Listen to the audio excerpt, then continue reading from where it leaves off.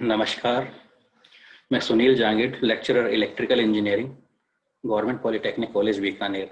आज हम electrical workshop का एक टॉपिक है repair records and maintenance schedule, उसके बारे में डिस्कशन करेंगे।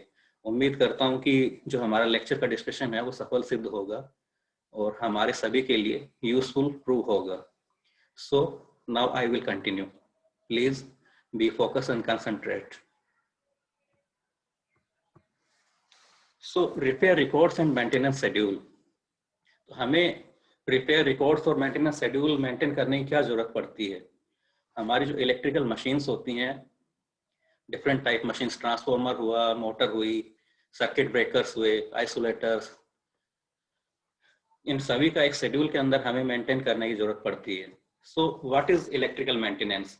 इलेक्ट्रिकल मेंटेनेंस एक रूटीन वर्क है जो एसेंशियल होता है उस इक्विपमेंट की या डिवाइस की एक प्रॉपर कंडीशन मेंटेन करने के लिए, जिससे कि वो फुल कैपेसिटी से अपने फुल कैपेसिटी से पूरी दक्षता के साथ वो वर्क प्रॉपरली कर सके।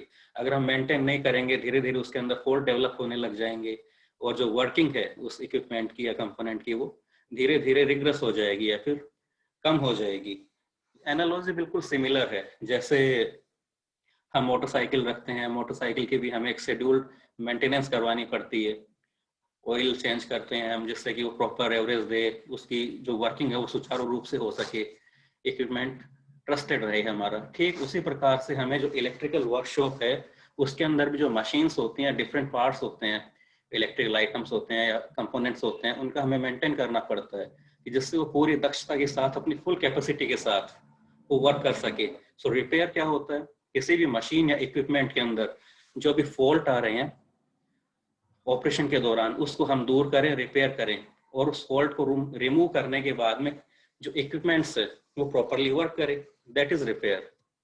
सो what are the main steps of maintenance work? The main steps of the maintenance work are, ये मेन स्टेप होते हैं कि हमें एक प्रॉपर मेंटेनेंस शेड्यूल प्रिपेयर करें इक्विपमेंट का, कि कितने टाइम ड्यूरेशन के अंदर मेंटेनेंस करनी जरूरी होगी, हमें एक साइकिल मेंटेन करना होगा। और उस मेंटेनेंस को करने के लिए जो स्टाफ होता है उसको हमें ट्रेनिंग देनी पड़ेगी। टेक्नीशियंस होंगे, वो प्रॉपरली उन मशीन्स को समझेंगे और उनके अंदर जो भी फॉल्ट्स हैं उससे दूर करेंगे। सो एक कलेक्शन भी करना पड़ेगा कि हमें किस किस टाइप के फॉल्ट आ सकते हैं, या फिर कैसा जो स्टैंडर्ड्स होंगे, हमारे स्टैंडर्ड मेंटेन करने पड़ेंगे। स्टैंडर्ड क्या होता है, कॉस्ट ऑफ मटेरियल क्या होती है मेंटेनेंस के दौरान, वो भी हमें देखना पड़ेगा।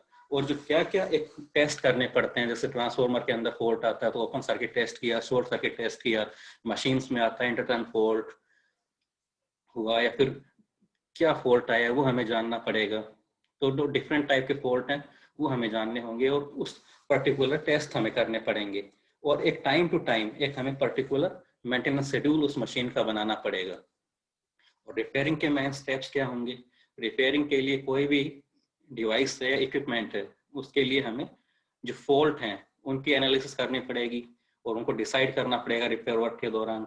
और अगर जरूरत पड़ती है तो फॉल्ट यूनिट को हम रिप्लेस करें या फिर उस पार्ट को हम रिप्लेस करें जिससे कि वो सुचारू रूप से वर्क कर सके। और टेस्टिंग भी प्रॉपरली हमें उनकी करनी पड़ेगी। Classification of electrical maintenance work, तो क्या हमें ये जो क्लासिफिकेशन है वो हम किस तरीके से करेंगे? तो क्लासिफिकेशन भी होता है मेंटेनेंस वर्क का। और क्लासिफिकेशन को हमने तीन भाग में मेनली डिवाइड किया है, वो है प्रिवेंटिव मेंटेनेंस, रूटीन मेंटेनेंस और breakdown maintenance. Preventive maintenance का मतलब होता है कि जब हमारे के कुछ प्लांट्स होते हैं उनके अंदर जो मशीन्स काम में करती है, तो हम चाहते हैं कि जो मशीन से उसका वर्क सेटिस्फैक्टरी हो इक्विपमेंट्स का। तो प्रिवेंटिव मेंटेनेंस का मतलब है कि in preventive maintenance the equipment and machine are checked frequently and small faults are also removed at the time so that there will be no breakdown suddenly।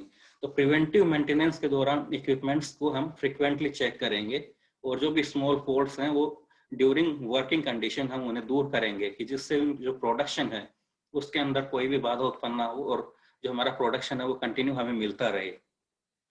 So break down नहीं करना पड़े हमें उस unit का या फिर उस machinery का।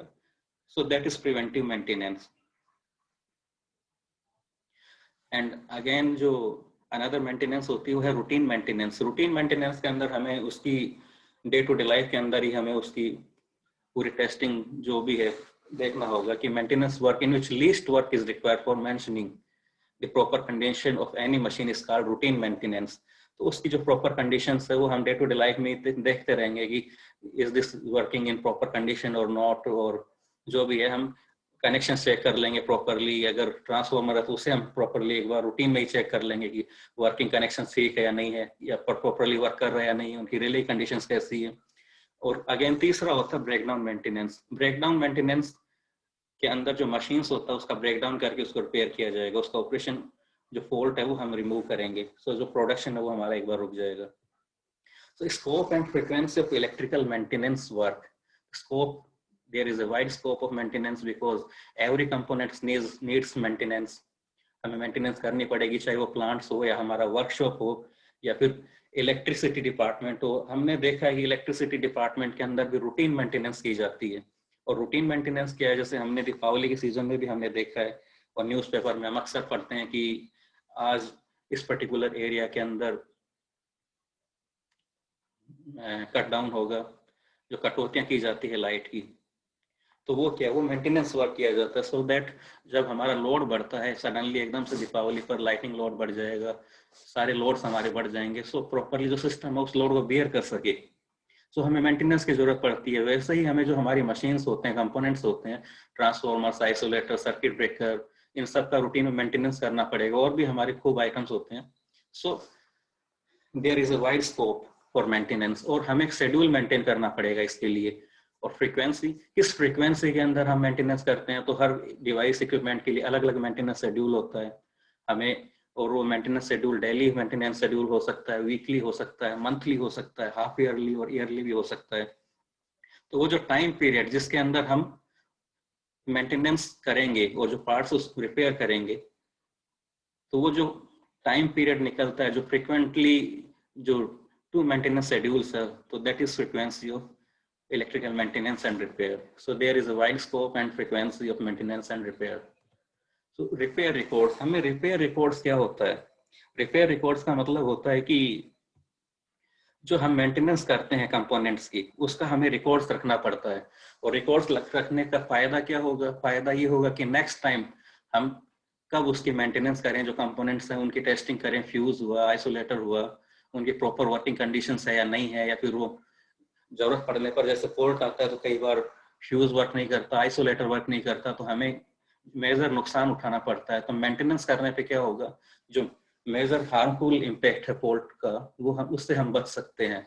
सो रिकॉर्ड रखने का हमें ये फायदा है। तो so repair records are prepared at the time for requirement of any machines maintenance schedule.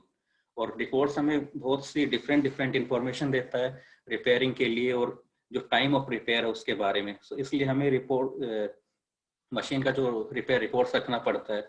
और रिकॉर्ड्स किस तरीके से यूजफुल है हमारे लिए? रिकॉर्ड्स इस तरीके से यूजफुल है कि एक इम्पोर्टेंट काम है, और किस तरीके से हमने जो रिपेयर रिकॉर्ड्स को मेंटेन किया है वो हमारे लिए इम्पोर्टेंट होता है। क्योंकि जो मेंटेनेंस हम करते हैं वो सही समय पर होनी चाहिए, और मरम्मत और मेंटेनेंस का जो रिकॉर्ड्स हम मेंटेन करते हैं उससे जो मशीन की जो डिफरेंट फॉल्टी कंडीशंस है उसका हमें पता लग जाता है, और उसी आधार पर हम मेंटेनेंस की जो रूपरेखा वो तैयार करते हैं। मेंटेनेंस की क्वांटिटी का हमें पता लगता है। तो जो जनरली मेंटेनेंस है वो हम एक लॉग बुक या फिर एक रजिस्टर के अंदर करते हैं, जिसमें हमें उसकी डेट का पता लगे, मशीन की पहले कब मरम्मत हुई थी या फिर मेंटेनेंस हुई थी, और क्या पार्ट्स की मेंटेनेंस की थी। तो रिकॉर्ड रखने का हमें ये फायदा होता है। जैसे transformer, electric Motors, circuit breakers, isolators, इनकी जो पूरी ओवरहोलिंग के लिए हमें डिफरेंट फॉर्म्स भी हम यूज में लेते हैं। सो रिपेयर रिकॉर्ड्स मेंटेन करने के लिए हमें एक फॉल्टी शेड्यूल्स प्रिपेयर करते हैं सभी मशीन्स का, उनकी जो एनालाइज करते हैं फॉल्टी कंडीशंस और किस किस टाइप के फॉल्ट्स आ सकते हैं मशीन के अंदर। हम इन जो भी डिटेल्स हम कलेक्शन करते हैं वो एक लॉगबुक रजिस्टर हो सकता है या फिर रिपेयर रिकॉर्ड रजिस्टर हम जिसे कह सकते हैं। तो सारी इंफॉर्मेशन हम मेंटेनेंस शेड्यूल के अंदर डेट वाइज हम कलेक्ट करते हैं, कि जिससे हमें पूरी जानकारी रहे कि किस पार्ट्स का कब हमने मेंटेन किया या फिर रिपेयर किया या फिर चेंज किया। तो उससे जो प्रॉपर वर्किंग हमें क्या फायदा मिलेगा? हमें फायदा मिलेगा कि जो उसकी वर्किंग है, जो मशीन है वो फुल यूटिलिटी से वर्क कर सके, और सिस्टम का जो प्रोडक्शन है या फिर जो भी जिस यूज के लिए उस इक्विपमेंट को हमने काम में ले रहे हैं वो प्रॉपरली वर्क करे, और जो हमारी सप्लाई है या फिर प्रोडक्शन है वो बाधित ना हो, हमें कंटिन्यूटी ऑफ सप्लाई मिल सके। क्योंकि अगर हम इंडस्ट्रीज की बात करें, अगर एक भी इक्विपमेंट फेल होता है तो बहुत ज़्यादा हमारा प्रोडक्शन का लॉस होता है। ऐसे प्लांट्स की हम बात करें, ऐसे ही अगर कमर्शियल और डोमेस्टिक की भी बात करें तो हमें किसी भी कंपोनेंट के फेलियर होने का जो नुकसान है वो बहुत ज़्यादा उठाना पड़ता है। तो एक बड़े मेजर नुकसान से बचने के लिए अगर हम मेंटेनेंस टाइमली करें तो that is very useful for our system. So जो डिफरेंट मशीन्स होती हैं, ट्रांसफार्मर, सर्किट ब्रेकर, इनके लिए मोटर, अलग अलग मेंटेनेंस रिकॉर्ड्स हम फॉल्ट वाइज प्रिपेयर करते हैं। रिपेयर रिकॉर्ड मेंटेन करने से हम जो एग्जैक्ट कंडीशन है मशीन की उसका पता लगता है, और नेक्स्ट जो साइकिल होगा वो हम कब उसकी मरम्मत करेंगे उसका हमें सही पता लगता है, वो भी हम निश्चित कर सकते हैं। ये एक फॉर्मेट होता है, एक लॉगबुक फॉर्मेट है ये फॉल्ट डिटर्मिनेशन के लिए। जो डिफरेंट एप्लियंसेस होती है उनके लिए, तो ट्रांसफार्मर हो सकता है, सर्किट ब्रेकर या फिर इलेक्ट्रिक मोटर, तो उसमें हम ये जो सीरियल नंबर लिखेंगे, फिर ऑर्डर नंबर लिखेंगे, किस तरीके से नाम, उस इक्विपमेंट का नाम, फॉर्मेट लिखेंगे, और जो टेक्निकल स्पेसिफिकेशन है वो हम मेंटेन करेंगे डिवाइस की, और जो पार्ट्स है, यूनिट है, उसकी जो असेंबलिंग की गई है उसको हम विद ड्राइंग नंबर्स हम नोट करेंगे, और किस तरीके के फॉल्ट आए हैं और कैसे हमने इसको रिपेयर किया है डेट वाइज वो भी निकालेंगे, और कंक्लूजन निकालेंगे कि क्या फॉल्ट आया, कैसे रिपेयर किया गया था इसको, वो हम करेंगे। और जो फॉल्ट डिटरमाइन करता है फिर वो सिग्नेचर करेगा। तो इस तरीके से 1 2 3 4 करके हम डेट वाइज जो रिपेयर रिकॉर्ड्स होता है उसे हम रिपेयर रिकॉर्ड्स कहते हैं, कि जो डिफरेंट फॉल्ट आ रहे हैं डिवाइसेस के अंदर या कंपोनेंट्स के अंदर वो हम मेंटेन करेंगे। तो वो मेंटेनेंस, उसी से ही हमारा मेंटेनेंस शेड्यूल तय होगा कि किस फ्रीक्वेंसी के अंदर पीरियोडिकली हम किस तरीके से उसको मेंटेन करते हैं। ये डिफरेंट टेस्ट का है, ये भी एक फॉर्मेट है लॉग बुक का, जो डिफरेंट टेस्ट हम करेंगे मेंटेनेंस के दौरान। वो है कि इसमें भी सीरियल नंबर, ऑर्डर नंबर हम लिखेंगे, जो नाम है कंपोनेंट का वो हम लिखेंगे, फॉर्मेट लिखेंगे, जो इलेक्ट्रिक डिवाइस है उसकी टेक्निकल स्पेसिफिकेशंस क्या होती है वो हम लिखेंगे, नाम लिखेंगे कि टेस्ट का कि क्या क्या हमने टेस्ट किए, उनके जो डेटा क्या थे, कंक्लूजन क्या निकाला हमने कि किस टाइप का फॉल्ट था, इंटरटर्न था, ओपन सर्किट था, शॉर्ट सर्किट था, क्या फॉल्ट था, या रिले के अंदर प्रॉब्लम थी। और जो टेक्नीशियन है उसका सिग्नेचर करेगा, और जो डिलीवरी डेट है वो किस दिन उसने फॉल्ट को रिमूव किया और किस दिन प्रिपेयर हो गया था हमारा वो कंपोनेंट वो लिखेगा। और जो रिसीवर है या फिर जो ओनर है प्लांट का या वर्कशॉप का वो भी सिग्नेचर करेगा और चेक करेगा कि यस हमारी मशीन ठीक हो गई है। तो इस तरीके से हम जो these are the log book format for maintaining repair records, और ये रिपेयर रिकॉर्ड्स होते हैं, और जो मेंटेनेंस शेड्यूल है वो हम तय करते हैं इसका। तो इससे हमें पता लग जाता है। और